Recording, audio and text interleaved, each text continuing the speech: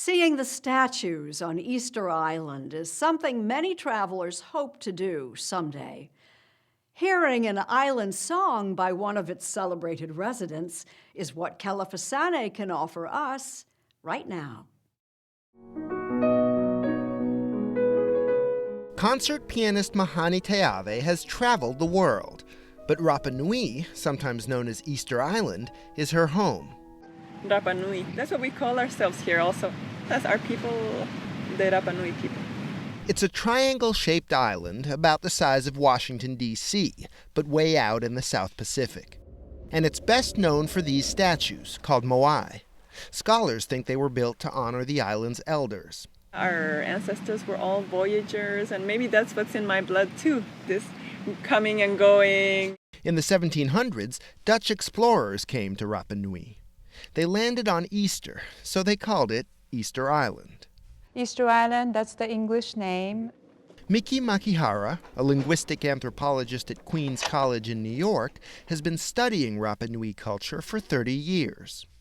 We're talking about a place that's only been inhabited by humans for maybe 1,000 years. That is true, right? But a lot has happened. In the late 19th century, slave raiders from Peru abducted about half the island's population and left behind smallpox, which killed many of the remaining islanders.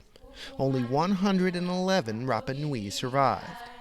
Nowadays, Rapa Nui is part of Chile, which is the closest mainland, 2,000 miles away. It's a remarkable history of survival and reconstruction. Those 111 people kept the language alive and transmitted it to the next generation. Yeah. It's a comeback story. Yes. Yeah. We descend from those 111. Mahani Teave was born in Hawaii to an American mother. But her father is from Rapa Nui, and she spent most of her childhood there. I feel like so strongly about the island, and here are my roots. This is where I learned all my first everything.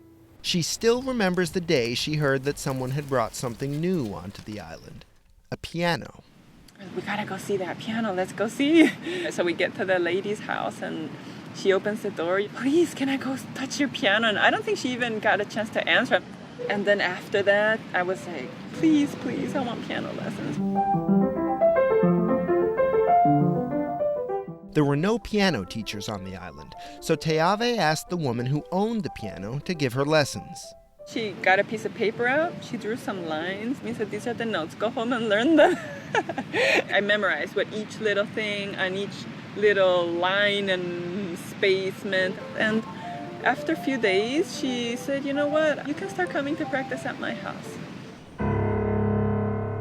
In 1992, Teave's family moved to Chile, where she could study at a conservatory. She was 9. Was that a scary time for you? It was just a very confusing time. And at the same time, there's this possibility to be able to continue with, wonderful music. When she was 19, she left Chile to continue her studies, first in Cleveland, then Berlin. Soon, she was a celebrated concert pianist. I would feel soaked with so many wonderful things, going to amazing concerts and interacting with incredible musicians. Did you always know you wanted to come back to Rapa Nui at some point?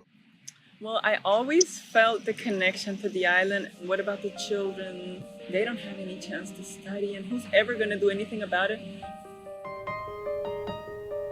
Teave returned to Rapa Nui a decade ago, and in 2014, she built the island's first music school. A totally self-sustainable structure built Last year, it was featured in the documentary Song of Rapa Nui. We wanted to make an inspiring place, like a message of hope. The school was constructed using an abundant, unnatural resource, trash. We are in a garbage vortex. So garbage from all over the world comes through the currents of the Pacific. This school, built from garbage, is all about transformation.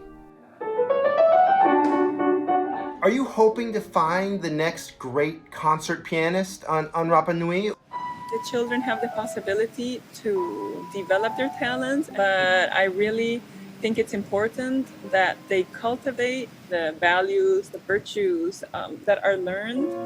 when you learn an instrument. You learn perseverance, you learn about teamwork, respect. Before the pandemic, some people on Rapa Nui were concerned that tourism was damaging the island. Now, Mahani Teave says she's optimistic about the day when visitors can come back. It's something that needs to find the harmony, because the way it was happening was not harmonious, either to the island, to the people, to the nature. Give them an actual experience of what it really is to be here. And maybe a concert. Maybe a concert, but we need a concert piano, so. This is a request from Rapa Nui, is less garbage, more grand pianos. Exactly, more grand piano.